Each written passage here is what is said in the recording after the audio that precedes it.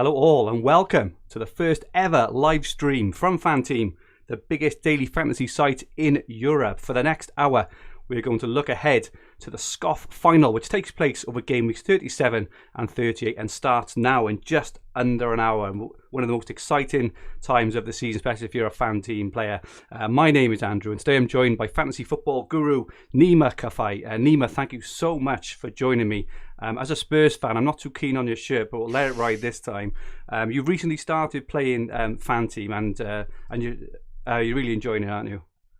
I am, yeah. So I'm new to the weekly monsters, but I have actually been part of the season-long game from the start of this year, and I'm starting to kind of get my fingers dabbling in all the different pies. I've got 3 different entries this week actually for the monster. 3, wow, awesome stuff. So this stream is about the SCOFF. Nima, are you just able to explain the SCOFF structure, please, for everyone watching? Of course. So this is actually a biannual premier kind of event at FanTeam. It's the Spring Championship of Fantasy Football.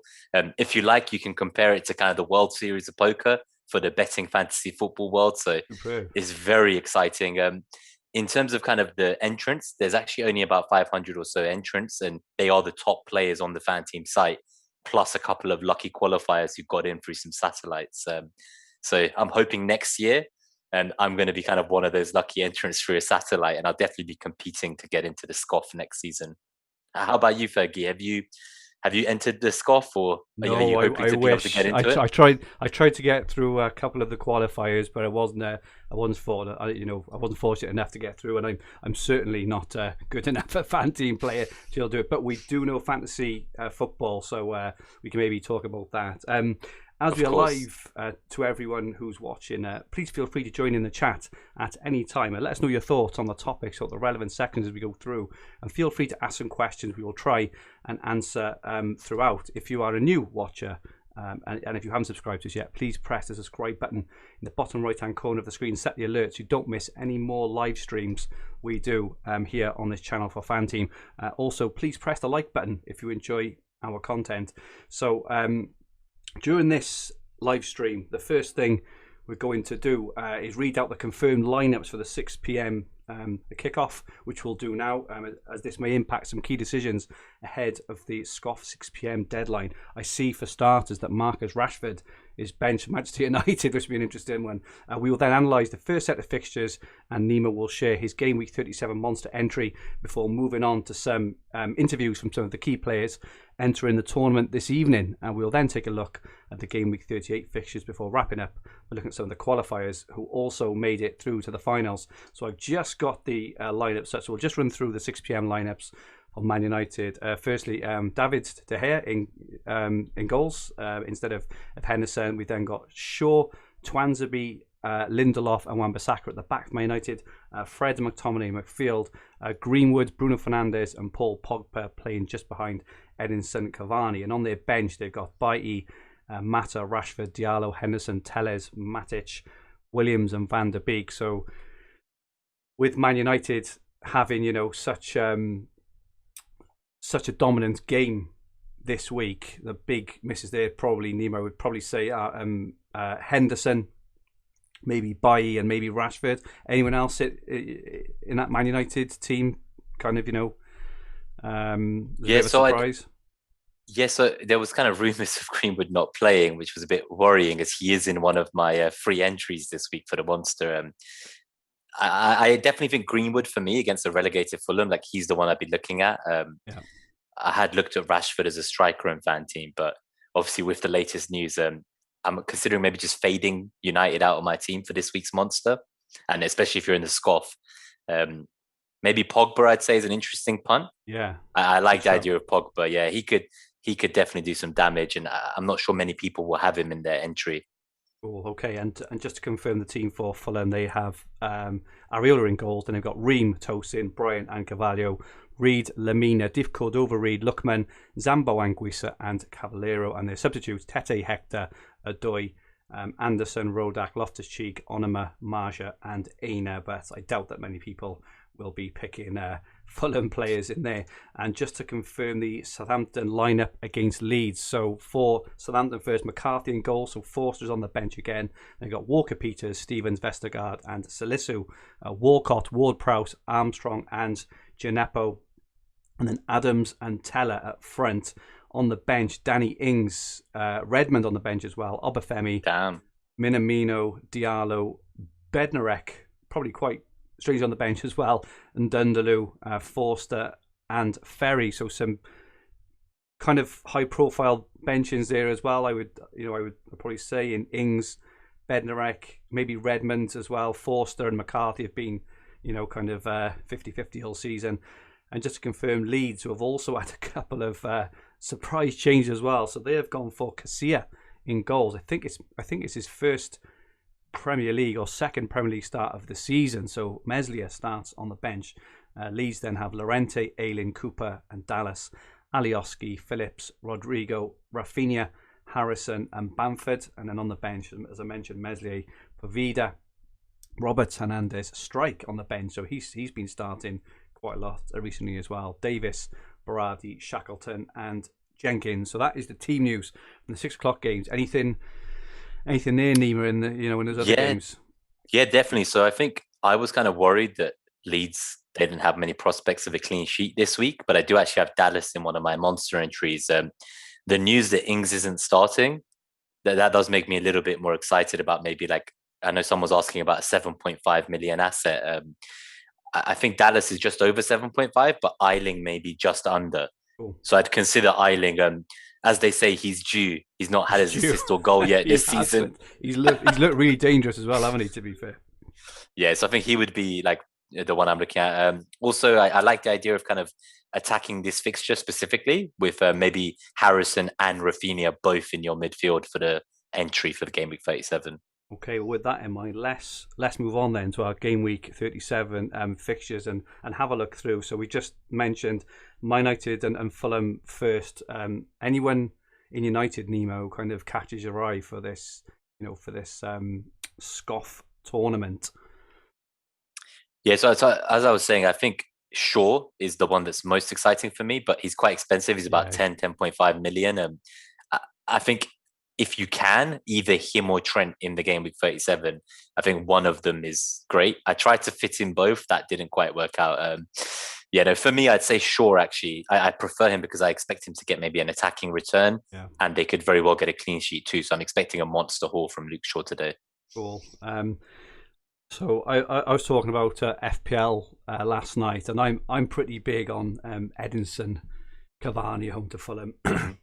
He's the absolute fox in the box. I'm not sure how highly owned he would be, actually, because he's going to be very expensive in this game, and he doesn't tend to be a very well owned fantasy asset. But I think this could be the week in front of the fans for him that he could do some real damage. So I'd be very tempted by Edison Cavani, and then there's the obvious ones: Bruno Fernandes, always an amazing option. Greenwood had a really good season as well, but I think Cavani is the pick I would go for Man United. On to Southampton against Leeds, and you mentioned a couple of players there, Nima. I think what I'm quite interested in is Rodrigo for both for 37 and 38. Actually, obviously they're away to Southampton in 37. They're home to West Brom in 38. But he could be a very nice, again, sort of low-owned pick, because we know now that Click and Koch have gone off. They've kind of left the Leeds camp for the summer, which potentially leaves that gap open. He is starting this evening as well. So I think, as a real, left field, low-owned pick, if you are looking for one or two to fit in your team, he could be a good one as well. You mentioned Harrison and Bamford, was it? Sorry, or Harrison and Rafinha? Oh, so Harrison and Rafinha, yeah. So I've kind of gone for both because this was pre-lineup, so I wasn't sure about Bamford, but also his minutes. Yeah. It looks like Rodrigo is playing like a number 10 behind Bamford. Yeah. So I'm not sure if that means Bamford will now play more minutes because there isn't like a like-for-like sub for him on the bench. Maybe Tyler Roberts. I still think I stand by kind of Rafinha and Harrison as my two picks over Bamford. But now that I know Rodrigo is definitely starting, I would be tempted to actually fade maybe Harrison and have Rodrigo and Rafinha as the pair for my kind of stack, my attacking stack. Cool. So hopefully that has answered the question, the FanTeam guy has asked in the chat. Good evening, everyone in the chat. Good evening to the fan team guy. Aaron, Ben, PZ, who I believe we're doing a little piece on later. And NBA. Good evening, all. Great to have you on, joining us live in this first ever fan team stream. So next game. So we haven't got lineups for this yet, but the next game is Brighton and Man City, which we should have the lineups right at the end of this stream. So it's not going to help. But I think I'd start off. I'd say that I was looking in a Sam Lee, who's a Man City journalist, chat room earlier, and he did say that he thinks that Foden, Mahrez, Gundogan, and Torres he expects to start. Are any of those on your radar this week, Nima? Yeah, so I'd say that Torres is quite exciting, and coming off the back of a hat trick, I'm sure there'll be a lot of eyes on him. Pep's been talking him up as a potential centre forward. So you never know, like maybe he can fill Aguero's boots when he's gone, despite the talks of Kane and Haaland coming to City. I really like Torres.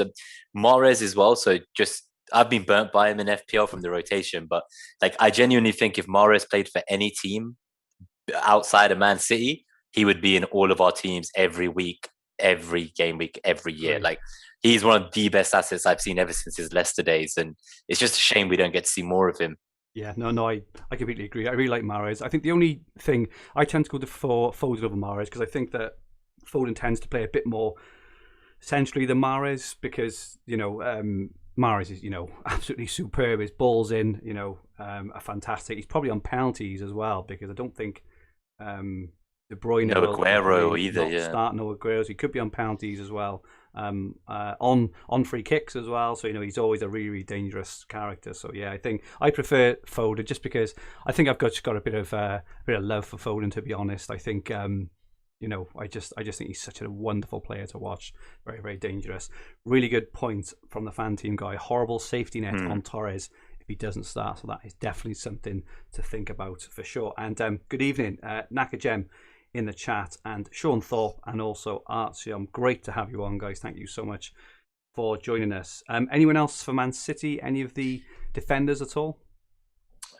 It's tough with the rotation. I just don't trust who's going to start these days. But I guess with safety net, because I know we just mentioned that. Yeah. I'm just seeing how much Diaz costs. So Diaz is 10 mil. Yeah, see, so for 10 mil, I'd rather get like Luke Shaw, who we know is starting. Yeah. Or Trent, while Liverpool are chasing top four against a potentially Burnley team with no Pope in goal potentially. So I don't think I'd be paying 10 mil for Diaz. He's the only one of their defense I would pick. In midfield, I had a quick look. So Mahrez, which was my kind of main pick. Torres was the more exciting pick. Mahrez is 13 mil. He kind of has everyone behind him as he has Foden there as a safety as well. Yeah. We're expecting both to start. Torres, as you say, there doesn't really look like there's anything after him. No. So maybe avoid just in case. Oh, you need to be brave to go for Torres. It's feast or famine there, isn't it? He could bang again. But yeah, there's always... I'm having a look. He doesn't. Yeah, he has. Yeah, that's not great. He has Rodrigo and Fernandinho. I'd say at a push, you could go for Foden. But then again, you got Gundogan as a safety net there. So it's kind of, I reckon Mahrez will bust for me in the midfield. Yeah. And Diaz, you could go for if you fancy him more than Shaw or Trent. I fancy Trent and Shaw more. Cool. I think if you're doing like multi-entry, obviously you can afford to put Torres maybe in one or two teams. If you're entering 5 or 6 as a punt, bets, yeah. But yeah, cool. Okay. Next, just to clarify as well, quickly. Sorry, Fergie. So it is pretty credible information from Sam Lee. So if he is saying Torres starts, I'm pretty confident Torres starts. He's going to get a run of minutes. They've wrapped up the league. Why risk injuring other players ahead of the final, right? Indeed. Next game is Chelsea and Leicester. So that is the final game of this evening, 8:15. A bit of a tough one because the final was very tough. Is there anyone really in there, Nima, that's tickled your fancy? Maybe Havertz is a bit of a punt, but it's very, very tough, that game, I think. Yeah, so I've been eyeing up Havertz as just for this one game week, hoping he kind of starts as a false 9 again. Yeah, I think so. You've hit the nail on the head there. I did kind of have a play around. I don't expect either team to keep a clean sheet. I'm kind of predicting a 1-1 here. Yeah. So I don't even see impact points for a winning team. So for me, I wouldn't be going near them personally. But if you're multiple entries, then yeah, Havertz would be the only one I'm looking at. Cool. Okay. We then move on to tomorrow evening's game, starting off with Everton and Wolves. Everton so disappointed at home to Sheffield United in game week 36. Maybe someone like Calvert-Lewin at a push, but are there better options? Maybe anyone in that match, Nima, excites you? So I've got Dinia in one of my teams just because he was 8.1 million. So he was like nearly 3 million cheaper than Trent and Shaw. So where I couldn't afford Trent and Shaw in one of my free entries, I actually just went for Dinia and Dallas as like a double up. But yeah, we'll see how that goes with Leeds later on. It's a very attacking looking lineup. I'm not sure they can keep the clean sheet, but let's see. Dinia for me, I prefer Antonio to Calvert-Lewin in the attack as well. So I don't think I'd be going for Calvert-Lewin. Cool. And then move on to Spurs and Villa, which would be an interesting game in front of the fans, with obviously rumours that Harry Kane has told them he wants to leave. I've gone for Harry Kane as captain in my FanTeam season-long team and weekly monster as well. If FanTeam to do really well this week, what are your thoughts on Spurs and Villa? So Kane is in all three of my entries. He's not my captain. Salah is my captain, but I am tempted by Kane at home, maybe his last ever appearance in a Spurs shirt in the home stadium. What better than to take the match ball home with a hat trick, right? Absolutely. I completely agree with that. Anyone else? One player I do like the look of is, and I think we saw that Will, our kind of boss over at Fantasy Football Hub, he's made this move in FPL, which is he's brought in Dele Alli. And I think I like the idea of Dele Alli playing the number 10 back in the days of his second striker, late runs into the box. Very maverick. He is 11.1 million. So in FanTeam, I'm not sure you want to spend that kind of money. But if you are going to double stack on Spurs, with the news that Bale could actually be touch and go and not play at all, I would be pivoting to kind of Kane and Ali maybe over Kane and Bale, which was my original thinking. Cool, okay. The next game, 6 o'clock tomorrow, Newcastle and Sheffield United. There's been a bit of a clamour for Newcastle midfielders, haven't there? Players like maybe, Willock, who's been in incredible form, St. Maximin, maybe Joelinton in front. Do any of them excite you at all? Nima, have you got your eye on anyone else? So I've actually almost went for triple Newcastle defence, but I didn't want to get the penalty for stacking too heavy. Yeah, so I was like, this is too much for my heart. Have you ever said that before? Triple Newcastle defence? It doesn't sound right. It doesn't sound right when you say it as a sentence. Well, when you realise I also had double West Brom defence alongside it in a 5-man defence, I started to panic and rip up my team after that. Yeah, I think you're going mad. So I've got Dubravka in goal at the moment, 8.6 million. I've got Fernandez in defence, 7.9 million. And I do actually have Willock as well in midfield, about 10 million. So those are the three I'm backing. Superb. Okay, just to catch up in the chat. Good evening to Artsiom. Apologies on my pronunciation on some of the names, but I'll try my best. Anek Chen, Machum, Vadim, Evgeny, Antpun, Ivan, and Saprin, and Slavnin, and the FanTeam guy. Maybe a question, Nima. You can have a look at a little bit. Favorite 6 million or less goalkeeper. Maybe you can have a look at that in a minute. Moving on to the final 3 games. Crystal Palace against Arsenal. Obviously, with the news that Roy Hodgson is going to be leaving at the end of the season, so it'll be his last game in front of the fans. Do you think that Palace can do one over Arsenal, or being a Gooner yourself, do you think that Arsenal are going to be too good for him? So it's an interesting one because I've put Mitchell into one of my entries just because he was very cheap and it helped me fill out the rest of my team with the big hitters like Salah, Kane. I can't believe I'm calling Willock a big hitter, but he is pricing wise this week. So to get those guys in and Antonio, I had to make sacrifices elsewhere. And I thought, Mitchell, he's just coming off the back of a goal. He's doing well. It's his first goal, I think, for Palace, if I'm not mistaken. And as you say, they're going to want to send off their manager of 4 years in front of the fans. I wouldn't be surprised if Mitchell and Zaha are kind of 2 ways to kind of differentiate this week. And they're very affordable. And I would not be surprised if they had a win or an upset, like a 1-0 against Arsenal. And they've done it to us many times before. Anyone in that team who you particularly fancy? Eze has been in red hot form, hasn't he? Yeah, I think I'd prefer Eze over Zaha, but I'm just checking which one's actually more expensive this week. So we have a very just to go for the more expensive one then is probably just to be safe. Yeah, so Zaha's 6.6, Easy 6 mil. So if Easy didn't start, you'd get Townsend, which I'm not sure, but hasn't he been playing like wing back or something? Maybe I'm imagining it, but yeah, no, I'd go for Zaha. I think at 6.6 is a very affordable price point. And Mitchell just on that front. So let's see, Mitchell. There is no safety net on Mitchell, but he's 4.7 million, and I Wow. can't see PVA taking the spot back from him. No. PVA's contract is up this summer. I think he's going to Galatasaray. Mitchell's played all three since he came back from injury, and he looks like he's the guy to take that club forward. Superb. Burnley against Liverpool. So Burnley obviously got stuffed 4-0 at home on the weekend. Liverpool with that last gasp Alisson header, one of the moments, well, the moment of the season, one of the best Premier League moments ever, I think, given the circumstances. Obviously, Salah is going to be massively popular. Anyone else, apart from Salah, who picture either you mentioned Alexander Arnold I like the earlier. double up. Yeah, so I've got Trent and Salah in quite a few of my entries, but I do like the Salah and Mane double up. It is very expensive though. It's almost like 14.8 plus 13.7 million. You'd have to kind of do what I did earlier, as I told you, with the double West Brom defense, which isn't very exciting. Equally, I've hedged it. I have one version with Antonio, one version without. So we'll see how that goes. Just a quick note. I didn't mention anything about Arsenal. I did say Palace can beat us.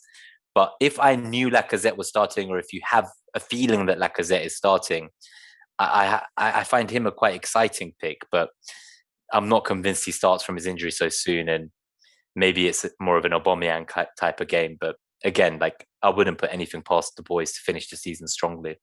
Cool. Anything on Mane at all? He's been a lot of mentioned. Do you fancy Mane this week? So the reason I really like Mane is just because from an underlying statistics perspective, he's getting into the positions, he's getting the chances, he's like top for big chances in recent weeks. He's just not been very clinical. So I would like to see kind of a big haul from him these next 2 weeks. As I mentioned, I think Burnley won't have Pope in goal. Yeah. I don't know why Dyche would risk him when they basically survived relegation. Like, why risk him if he's touch and go? So yeah, I reckon I'd be going all in on this Liverpool game. I've captain Salah, as I mentioned. I want Trent. I just can't squeeze to get Mane as well. That's the only issue. Yeah.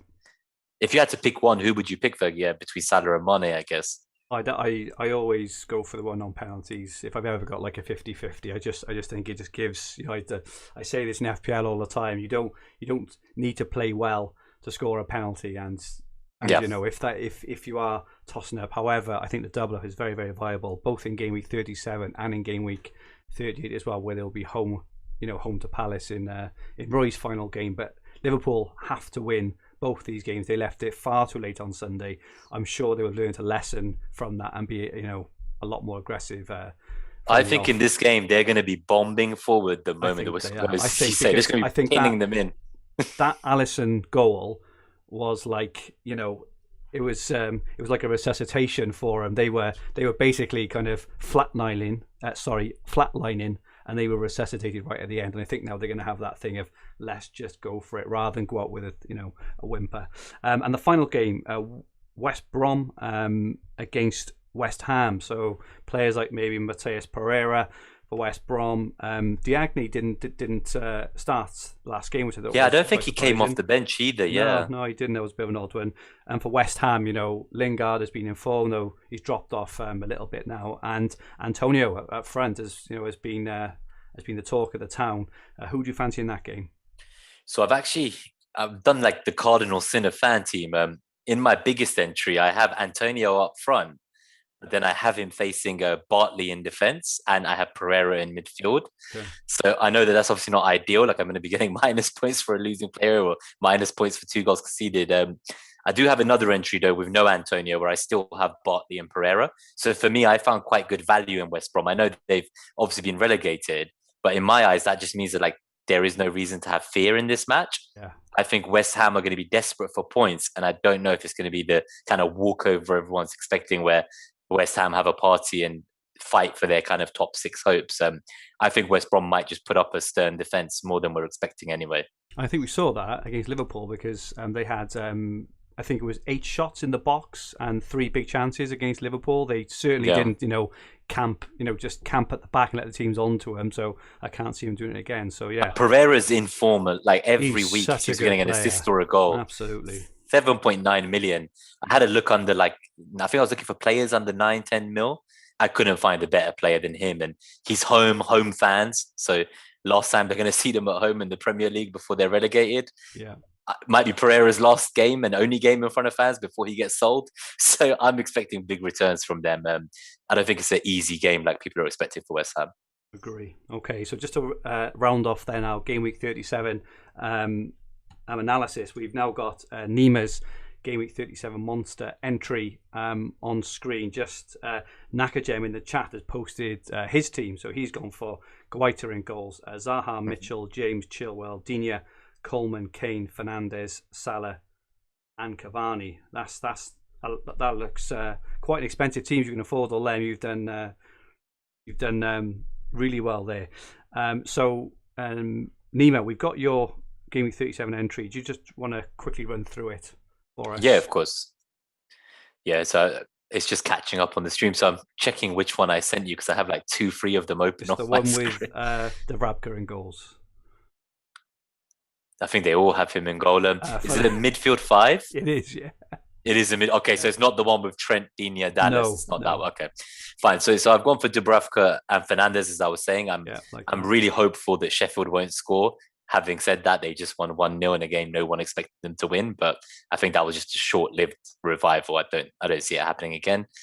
I've got Mitchell just because I felt he was great value for money and I needed like a differential that's not part of my normal stack in the rest of the team. I've gone for a West Brom stack. So I've also got Bartley and Pereira, as I mentioned. Just throw in Willock as well for my triple Newcastle stack.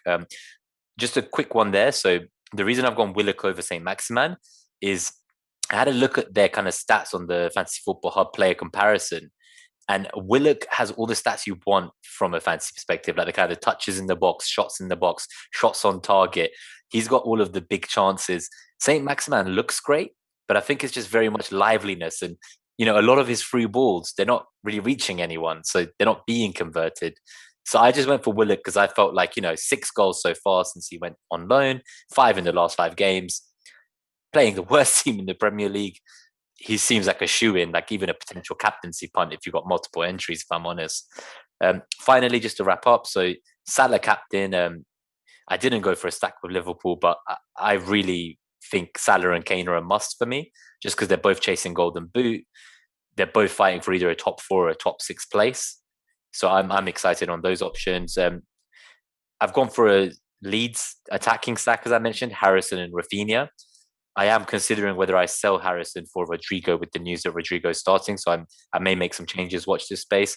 And Antonio, for me, again, like he's not quite returned in the last game, but overall, like he is the most exciting striker I can see. And pending any hamstring injuries, I expect him to haul in one of these final 2 games. Fingers crossed it's this one. Good stuff. Sean Thorpe has just put in the chat as well his team. He's got Martinez, Shaw, TAA, Digne, Dallas, Salah, Greenwood, Eze, Benteke, Rodrigo, and Cavani. Love the forward line. I like that.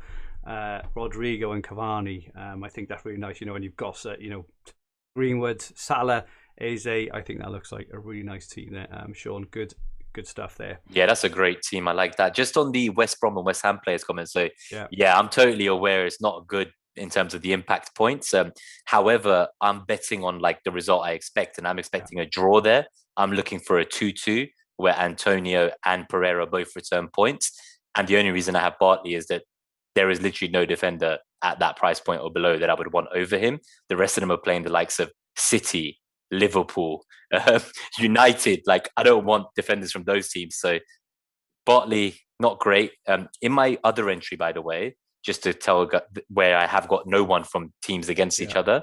So I still have Dubravka and Fernandes. I don't have Willock. I then have Trent, Digne, Dallas, and Bartley again. I have Salah captain again, Harrison, Rafinha again, and Kane, but Pereira in midfield as well. So in that one, I'm actually backing West Brom for a win, and I'm faded Antonio out completely. I'm not sure kind of if I'll make any final tinkers, but those are my 2 primary teams, I'd say. I just have a feeling there's going to be 2-2, 1-1. I don't think either team is going to get a positive or negative impact. Okay, cool. Thank you for that, Nima.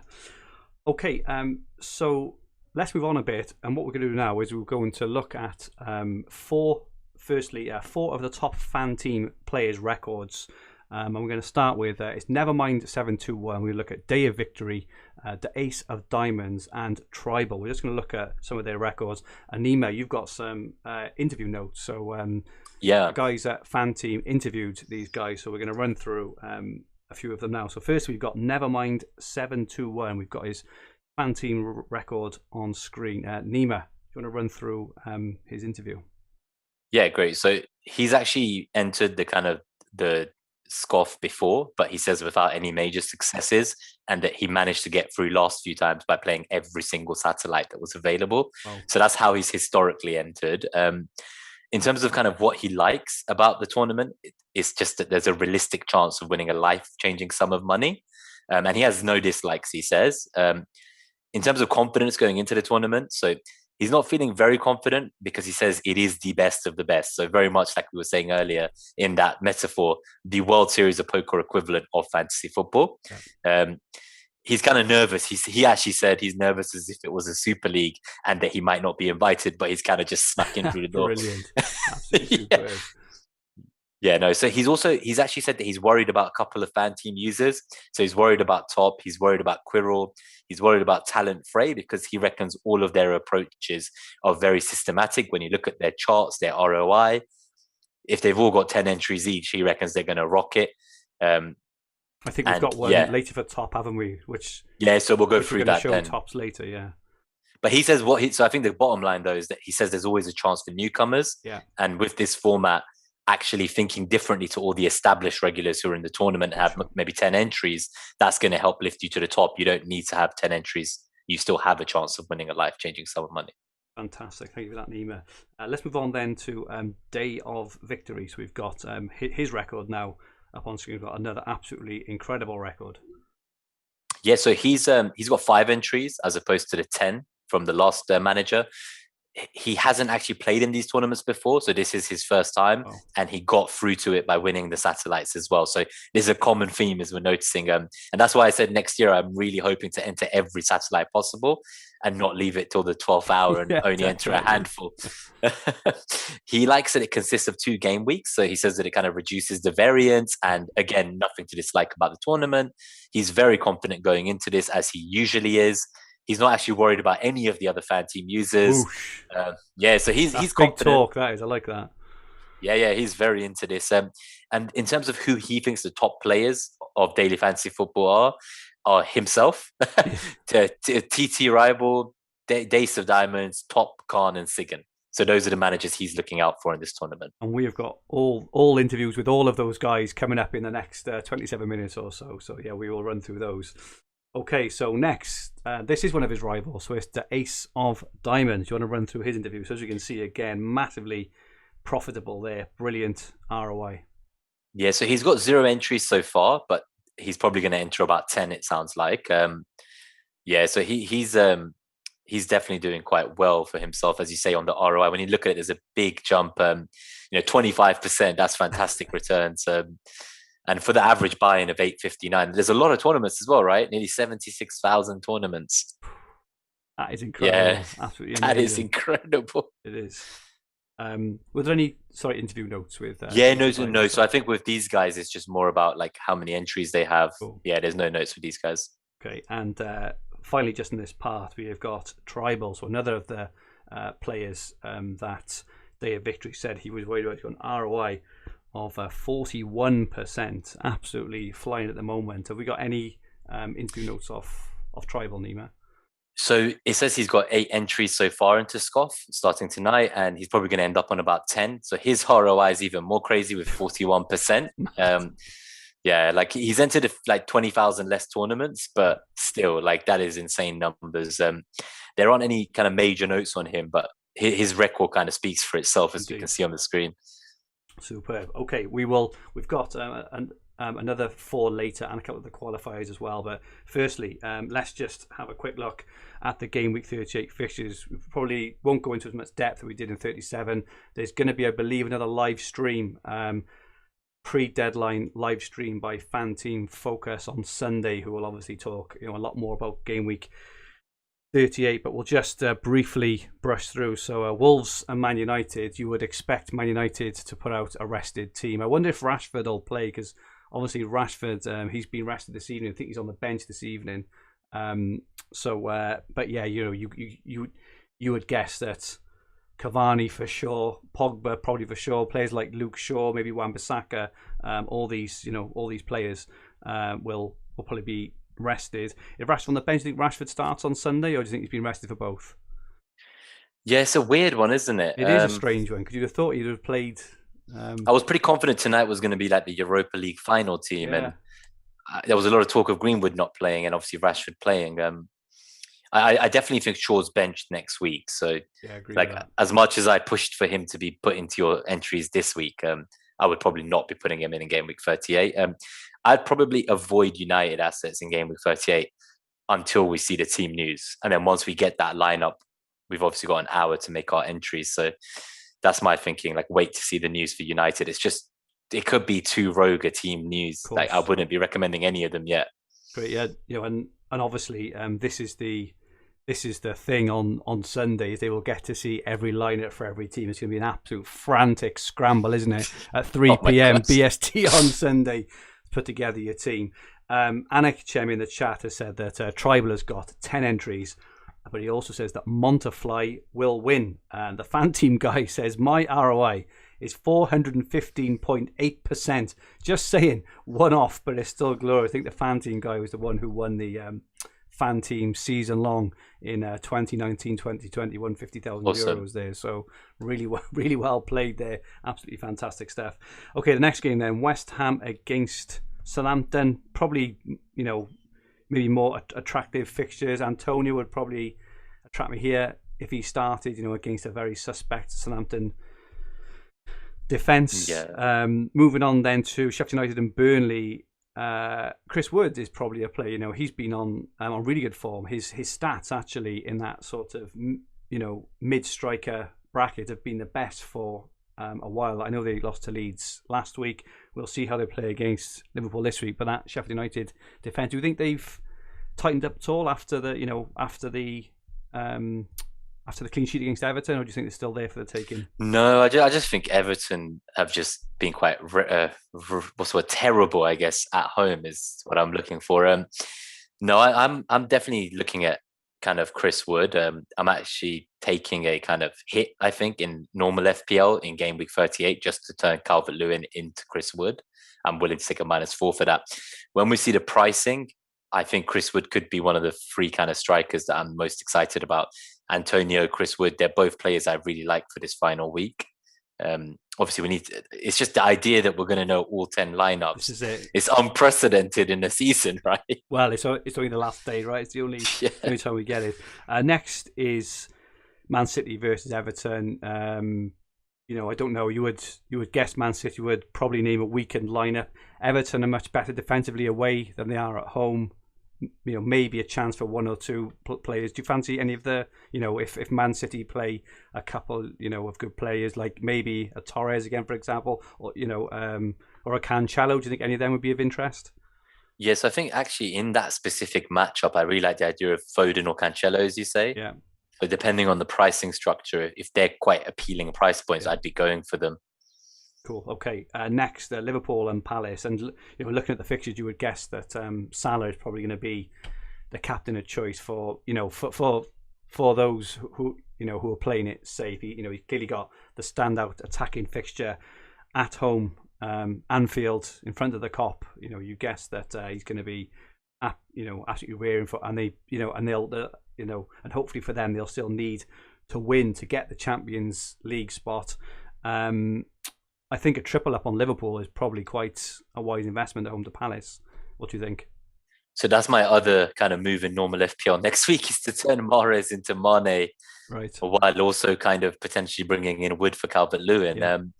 I really I want to go heavy on that Salah, Mane, Trent triple up in that week. Agree. I'll have to see what it does to the rest of my FanTeam entry, but if I can afford those three and then kind of put a few duds around them, I'll go for it. I think that there was a comment earlier in the chat about Firmino up front. I don't think it's a bad shout. So he scored a couple of goals in the game before last. He nearly scored in the last game. And Stulek says he fancies him for a hat trick against Burnley. He likes to score against Burnley. So, if Mane is, say, a million more and you're scrabbling for funds, he could be a pretty decent under radar pick. I would say that there was word today off Klopp that he said that Jota kind of has got a tiny chance of being fit. So Firmino may not start. But obviously, you get to see the lineups. Just maybe one to think about there. Leicester and Spurs, hard game for both there. Anything really attract you there? Yeah, no, that's too tough a game. I think the problem with some of these matches is how much importance will be placed on them will depend on the Game Week 37 result, right? Like, will Leicester beat Chelsea? Will Liverpool win their game? Like, who still can get into the top 4 and who can't? There's a bit of kind of fear for me there where I don't like targeting these kind of more opaque fixtures. Yeah. I prefer going for like the Liverpool fixtures where there's a clear kind of favourite in the bookies odds. I always use the anytime returns on Fantasy Football Hub predicted points tool. And I don't think any of those players from Leicester or Spurs are going to be very highly kind of percentage returns that week. Agree. I think the only thing which maybe swings it, in Leicester's favour is obviously Leicester will get to show off their FA Cup win in front of their fans for the first time. Could be Harry Kane's last ever game for the club as well, so maybe just some things to. I do like Iheanacho. I will say that kind of. I'd actually said a few weeks ago I expect him to score against Spurs on that final day. Yeah. He could, whether they win or not is a different story, but I still expect Iheanacho to get a goal in that match. And just on the Firmino, because Chris Tann's the comments has mentioned as well. So he's actually got 4 goals and 1 assist in 5 starts versus Burnley. Nice record. Hence, I think the hat-trick kind of commentary prior to that. No, that's a really interesting stat. And if you can get him against Burnley and Palace, and he does well, he's bound to be low owned. And Sean Thorpe says, aim for next year. Get a ticket to the Scoff. Absolutely, Sean. I'll be 100%. Going to make a lot more of an effort to get through these qualifiers because it's very, very exciting as we're talking it through. Leeds against West Brom. This is probably another one to target, I would guess. Leeds in front of their fans, Elland Road. They haven't seen their team play in the Premier League for goodness knows how long now. That gets me absolutely bouncing there. Again, potential for triple ups here. Yeah, so I've actually got top Leeds defense in FPL already. I got Dallas and Eiling. Yeah. So I'll be kind of making a decision as to whether to get Rafinha or Harrison as my Zaha replacement going into that final week. But yeah, I'd be going triple Leeds in this fixture, as you say, front of fans. They've got nearly a top table finish, top 10. They can get it still. So very exciting time to be a Leeds fan, I think. Definitely. And again, I think Rodrigo could be, a pretty decent on the radar pick. I think you've obviously got Bamford, Rafinha, Harrison, Dallas are probably the more generally recognised fantasy picks. But I do fancy Rodrigo to get some in these last couple of games, especially for the Benteke owners who are looking to move him on. Good shout there. Fulham Newcastle. So we were talking up Newcastle assets earlier. It's going to be harder, for them away to Fulham. Do you fancy them in this one, or do you think this fixture is a bit of an avoid with all the other, kind of prime fixtures we're going to have? This is a really tough one, isn't it? I think you might need someone from this fixture just as filler. Like you might need them just to fit them in, but again, the fact that in the SCOFF tournament you can change your entire lineup kind of between 37 and 38, exactly.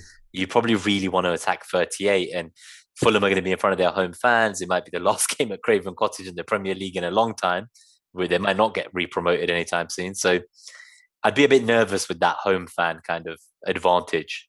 I'm a little bit nervous of going heavy. I'd maybe get one Newcastle player, and that would probably still be Willock for me if he continues to impress this game week with his statistics. Cool. Mr. Afonso in the chat says, is that Bruno Fernandes in an Arsenal shirt leading the stream? He says, you think you've got a bit of Bruno? I've got to say, Nima, earlier on when you were talking about Riyad Mahrez, I thought you've definitely got a bit of Riyad Mahrez about you as well. You look like a lot of really good looking. I'm kind of stuck between identities. Yeah, so like because people call me Nima as well. So like a lot of people when I'm playing 5-side, like Neymar, pass the ball, Neymar. And I'm like, oh god, like Neymar. Superb. And the last the couple of games down in 38, Aston Villa against Chelsea. Again, probably a tough one to call. If Chelsea have to win, you guess there may be a few options there. We mentioned Havertz there. you would guess that they were, are likely to play a weakened team because they got the Champions League final a week later. Probably an avoid, or is there anyone there, you give any kind of credence to? Yeah, so I still really like Havertz. You say for me, he's very exciting. Yeah. I'm not sure if he starts 2 games though. Exactly. So if he starts this week, I'm not so confident for next week. There has been some murmurs about Alonso, so I would be tempted by him as like a very left field pick if you wanted to go bold, or if you've got multi-entry. So I still think Alonso is the kind of guy where, as we've seen in seasons past, on any given day, he could just get a brace randomly, and if it happens to coincide with a clean sheet, you're laughing. Or go, the highest, the most expensive one out of Alonso and Chilwell, because obviously with Chilwell, he came on in the FA Cup. He nearly scored a couple of times, and then he did actually score. So he's to have the other as the safety net. Yeah, exactly that. And finally, then we've got Arsenal and Brighton. Now, Brighton defensively have been massively improved in this second half of the season, but Arsenal, you got players like Aubameyang, Saka, Smith Rowe has been on form. Anyone for Arsenal, Nima, excite you being a fan? Yeah, so at the moment, I think Smith Rowe is like the one I like the most. I don't know from a fantasy perspective though, because his last 2 goals in back-to-back Premier League games, they are his first Premier League goals as well. Well, you got to start sometime.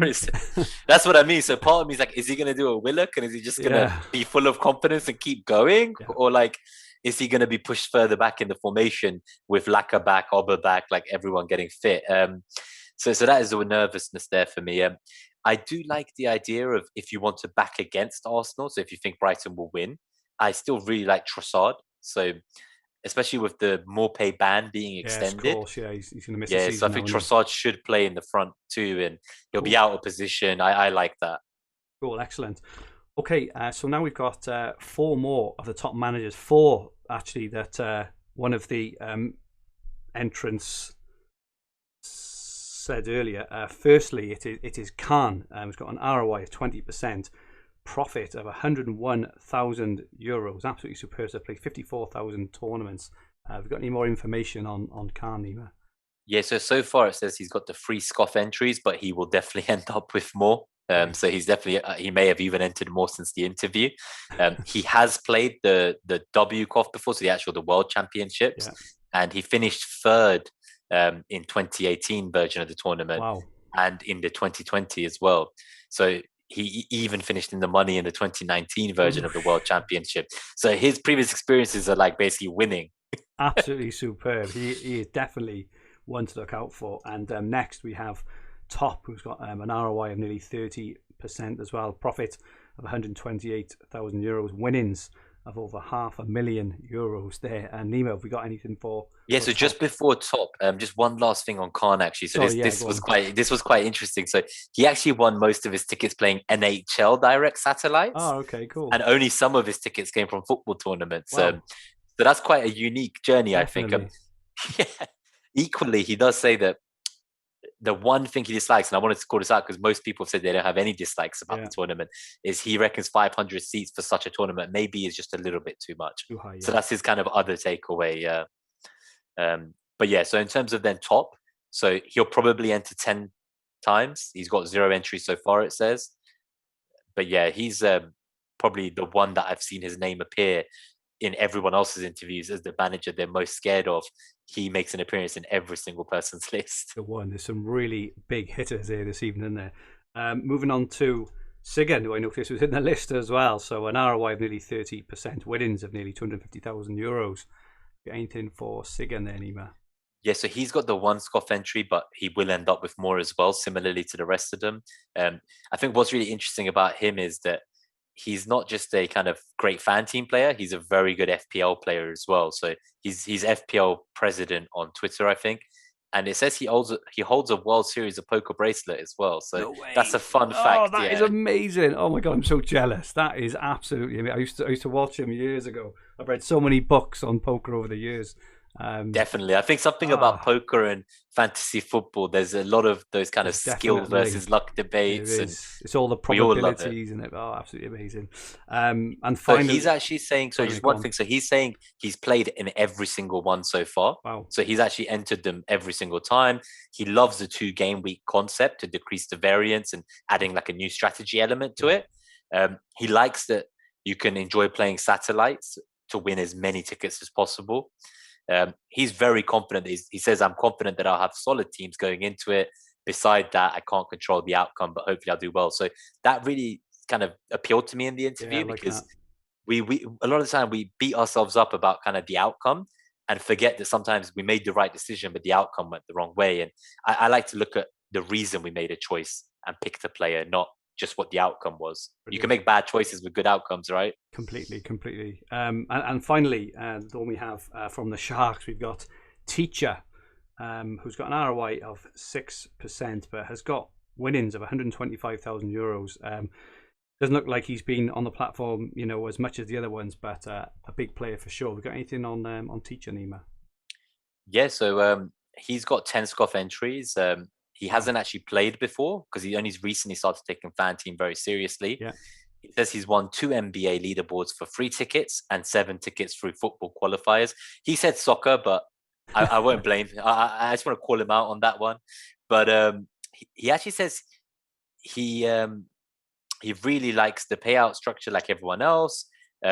He said the payout structure makes it like a lottery, because he's actually worried that it will cause more variance. So although everyone's kind of saying they like the 2 game week format because of the lack of variance, he's actually going the other way and saying there's quite a lot of variance in football. Anyone can win. Yeah. But he's saying it as a positive. So he's kind of saying there's a lottery kind of cash pot at the end to win.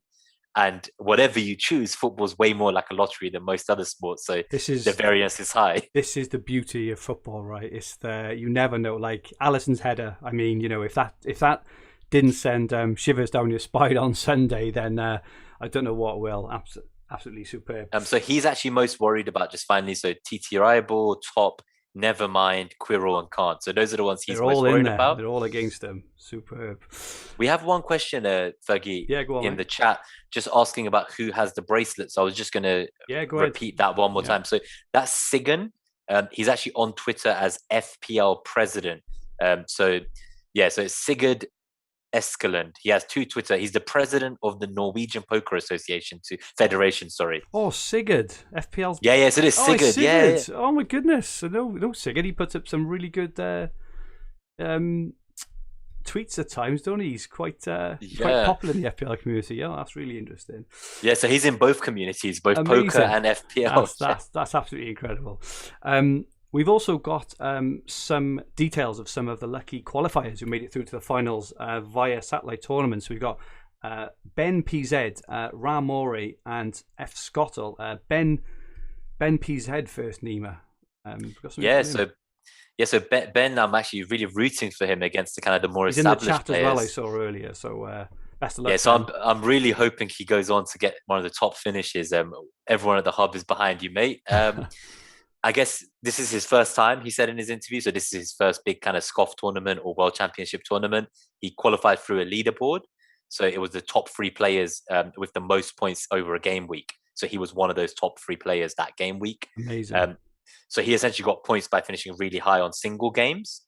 And he managed to win 2 tickets and win 2 of those and get his ticket. So that's quite exciting. He loves that it's over 2 game weeks as well. It adds more of an element of skill, he reckons, so that the winner will be deserving of this final prize.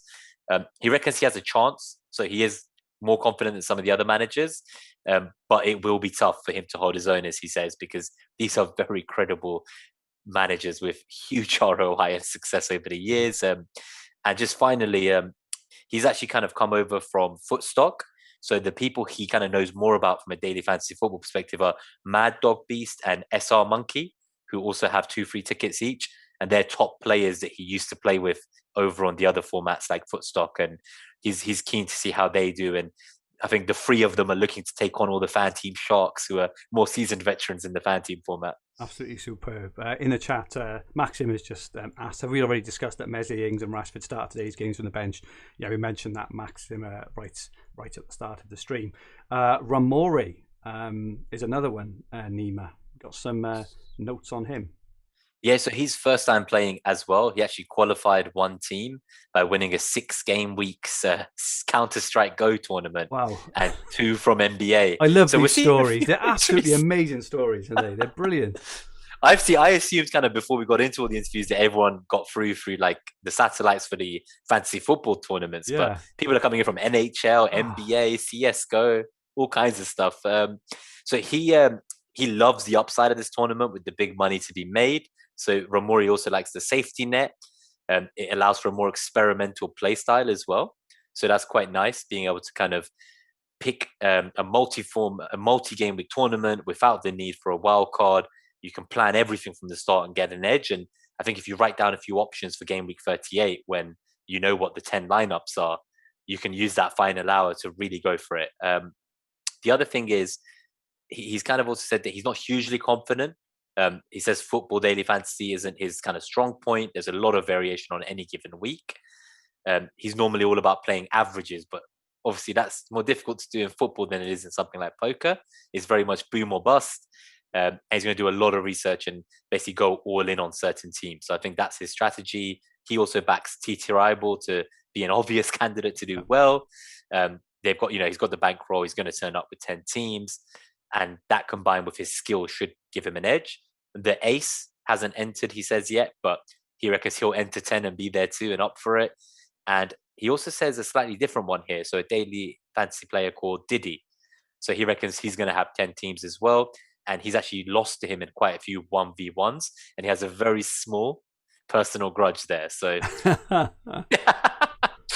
yeah, so that's quite a fun one there as well. And he says the other shout outs he gives are to Teach 9R, Nevermind, and Top. And they're all great players, he says. Great players, you can see on the thing. Okay, we are running out of time, but we just want to give shout out to the Scottle as well, who won the WCOFF through the qualifier. We've got his story. It's actually on the FanTeam website on the blog, but could you just give a quick 1 minute overview, Nima, on the Scottle, if that's all right?